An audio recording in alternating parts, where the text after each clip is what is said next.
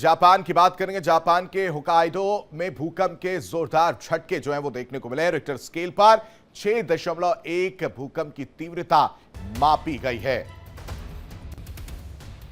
Japan के Hokkaido में भूकंप के जोरदार झटके महसूस किए गए हैं। रिक्टर स्केल पर भूकंप की तीव्रता 6.1 मापी गई है।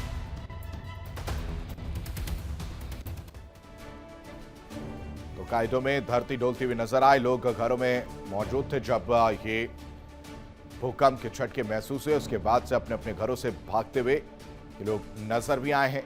जापान के होकाइडो में भूकंप के जोरदार झटके महसूस किए गए।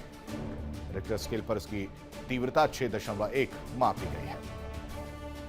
और यहां रुकते कुछ पलों के लिए खबरें लगातार जारी हैं। इंडिया डेली अब आपके स्मार्ट टीवी पर भी मौजूद है। इंडिया डेली 24/7 अब इन सभी प्लेटफॉर्म पर लाइव देखें।